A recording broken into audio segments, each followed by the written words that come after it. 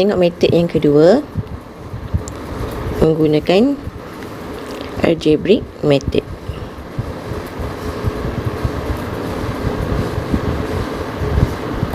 Algebraic method kita gunakan graf, kita hanya determine value yang sesuai untuk function tu.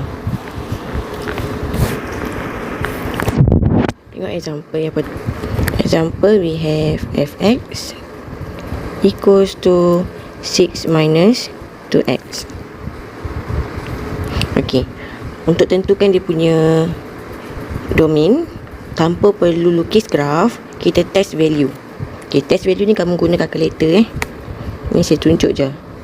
Test value, kita ambil nombor yang negatif, 0, dan nombor yang positif. Katalah saya test nombor negatif tu, saya masukkan negatif 1. So saya boleh solve 6 plus 2 is 8. Okay, then saya test lagi, saya masukkan x2 equals to 0. Then saya boleh solve, then we get 6. Kalau saya test lagi nombor yang positif, saya let x equals to 1, then saya boleh solve 4. 6 minus 2 is 4. So negative number pun saya boleh solve, 0 pun saya boleh solve, positif pun saya boleh solve. Maksudnya semua number tak ada masalah untuk function fx equals to 6 minus 2x. So daripada situ kita boleh dapat domain adalah semua number untuk x dia okey. Okey, untuk cari range pula, kita kena ubah asalnya adalah y equals to 6 minus 2x. So kita perlu ubah x yang di sebelah kiri, y di sebelah kanan. So 2x equals to 6 minus y. Then we get x equals to 3 minus y over 2. Okay, kita kena ubah, pastikan x di sebelah kiri, baru kita boleh cari range for this function. Kita cari range pun sama, kita gunakan test value. Try negative number, 0 and positive number. Test masukkan dalam function. Saya masukkan negative number, use calculator, senang guna calculator je. Saya masukkan apa-apa negative number, saya boleh solve function ni. Maksudnya bila kamu solve dalam calculator, tak ada pun naik max error ke, center error ke, tak ada. So maksudnya dia boleh solve lah. Okay, saya masukkan 0 pun sama, masih lagi boleh solve. Saya masukkan positive number, setelah saya masukkan 1 di sini, still saya boleh solve. So semua number pun dia okey. So automatic range negative infinity until infinity. To find domain and range ni sebenarnya dia tak ada jalan kerja. Kamu terus je bagi answer. That's why saya kata guna calculator je. Dapat answer, dapat je kamu tengok, terus je bagi answer. Apa domain dia, apa range dia, terus je direct bagi answer. Sebab markah dia hanya satu je. So tak perlu jalan kerja lah. Saya bagi contoh lain. Example, fx equals to 6 minus 2x, tapi di mana dia ada condition x greater than or equals to 1. Okay, sekarang ni soalan yang sama tapi dia ada condition. Ikutkan asalnya domain kamu adalah negative infinity to infinity. Sebabkan dia ada syarat greater than 1, so domain kamu akan jadi, buatkan this one greater equal, so start dengan 1 close until infinity. Maksudnya 1 dan ke atas sahaja nilai x yang boleh diterima. Okay, so that's why kita letak close 1 until infinity. Okay, to find range pun adalah nilai y. So kita sub masukkan 1 dalam x. So kita akan dapat 6 minus 2, we get 4. Dan kita tahu graf ni, kalau kita bayangkan graf, this one graf negatif x, negatif linear. So graf dia akan turun ke bawah. Okay, bila turun, maksudnya kamu punya range daripada bawah negatif infinity, dia akan naik sampai 4. 4 ni sebabnya kita masukkan 1 dalam x. So 6 minus 2, kita akan dapat 4. This one close, this one ni pun close. Tu ada pula dia punya range. Tengok example lagi untuk cubic. Given fx equals to x cube minus 1. X cube minus 1 pun sama, kita boleh gunakan test value.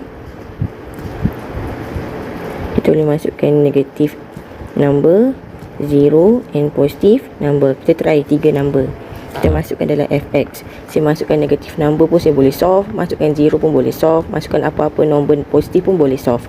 So bila semua okey, tak ada masalah, so domain kita adalah negatif infinity, infinity. Okay, to find range, kita ubah dulu soalan. Y equals to x cube minus 1. Kita jadikan x yang di sebelah kiri. So, x cube equals to y plus 1. So, x equals to cube root y plus 1. Okay, then kita test lah value. Masukkan negatif number. Apa-apa negatif, kalau dia cubic, dia root, dia power of 3, dia root dia 3 kan, berganjil. Maksudnya apa-apa negatif pun boleh. Okay, so kalau tak percaya, boleh test calculator. Masukkan je berapa nilai negatif dalam y, kita boleh solve. Okay, masukkan 0 pun boleh solve. 0 plus 1, 1. Cube root 1, 1. Masukkan positif pun sama, boleh solve. So, kalau tiga-tiga semua ok, so automatic kita punya range negatif infinity until infinity. Maksudnya function kamu tu semua nilai boleh masuk. Tak ada pun yang kamu masukkan dapat max error. Okay, biasanya kalau kita gunakan test value hanya untuk soalan linear dan keduanya soalan cubic. Ini je yang kita boleh guna. Yang lain tu sebab dia ada point. Ini kalau linear dengan cubic, dia tak ada point. Dia tak ada starting point ke, dia tak ada vertex point ke, tak ada. That's why kita boleh guna test value je. Tengok example yang lain. Okay, katalah kita ada quadratic pula. Fx equals to x square plus 6x minus 2. Okay, ini graf kuadratik. Okay, graf kuadratik dia ada maximum or minimum point. So, kita kena guna point itu untuk cari dia punya domain ataupun range. Okay, first, kita cari dulu dia punya, sebabkan this one adalah x square positif. So, dia bentuk smile. Smile, so dia gunakan minimum point. Okay, first cari dulu minimum point. Minimum point adalah x equals to negative b over 2a. Negative b, negative 6 over 2 times 1. So, kita akan dapat negative 3. Okay, then cari y. Cari y, kita sub masuk. Negative 3 square plus 6 times negative 3 minus 2. Ini pun sama, guna calculator terus. Tak payah tunjuk dalam kerja pun tak apa. So, 9 minus 18 minus 2. So, equal to negative 11. So, point kita adalah negative 3, negative 11. Okay, untuk dapatkan domain, domain tu adalah nilai x. Okay, kita tahu bentuk dia adalah bentuk smile. Okay, bentuk smile kalau graf. Okay, so bila bentuk smile dan dia tak ada condition apa-apa, dia memang sentiasa negatif infinity to infinity. Sebab kita baca daripada kiri ke kanan kalau domain nilai x. So kiri ke kanan dan soalan ni tak ada pun condition apa-apa. So dia tak ada stop mana-mana lah, negatif infinity sampai infinity.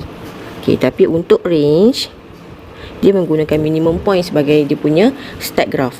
Start graph daripada bawah dia guna minimum naik sampai atas. Okay, dia punya minimum y dia di sini. Ini adalah nilai y. Okay, nilai y adalah negatif 11. Dia start daripada bawah naik ke atas. So negatif 11 sampai infinity. Okay, negatif 11 ni open ke close? Sebabkan dia point, so dia adalah close. Okay, so dapatlah domain and range. Tengok example seterusnya. Kita ada fx equals to negatif x square plus 2x. Okay, first kita tahu graf ni, kalau graf untuk function ni adalah bentuk set. Okay, then kita perlu cari maximum point. X equals to negative b over 2a, so equals to negative 2 over 2 times negative 1. So kita akan dapat 1. Then kita cari nilai y, masukkan balik. So negative 1 square plus 2 times 1. Dan kita akan dapat 1. So point kita adalah 1, 1. Okay, so daripada sini kita boleh cari dia punya domain. Domain daripada kiri ke kanan. Kiri ke kanan tak ada stop mana-mana. So negative infinity, infinity. Dan range kita daripada bawah naik ke atas. Okay, daripada bawah negative infinity, dia naik sampai dia stop dekat y. Y dia dekat 1. So until 1. Since this one is a point, so close. Okay, itu je cara nak cari domain range untuk kuadratik tanpa lukis graf. Tapi kita bayangkan graf tu. Okay, kita tengok contoh lagi. Fx equals to set 2x plus 1 minus 1. Okay, graf untuk square root pun sama, dia ada starting point. So bila ada point-point ni kita cari dulu. So starting point dia dalam modulus adalah nilai x, negatif 1 over 2. Di luar modulus adalah nilai y.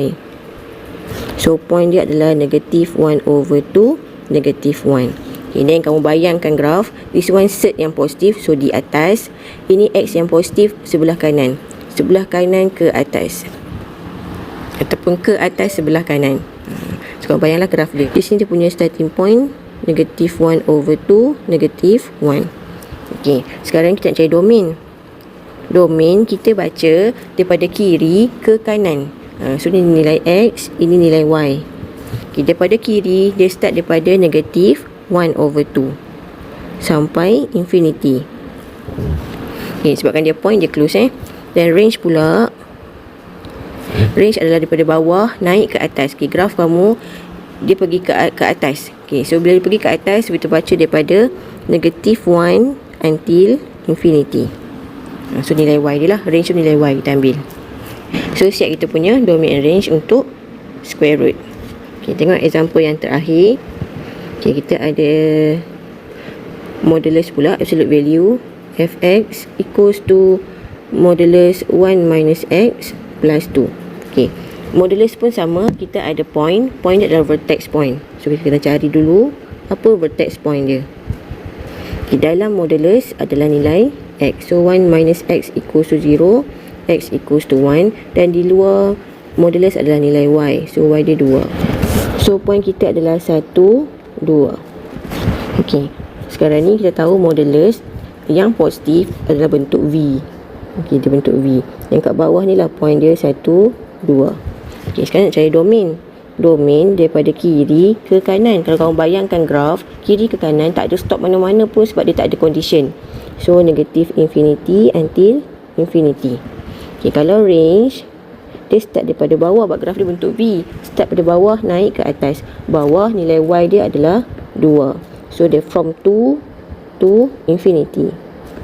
So siap domain and range. So sebenarnya domain and range ni tak susah. Kamu tak payah buat jalan kerja pun. Terus bagi jawapan je.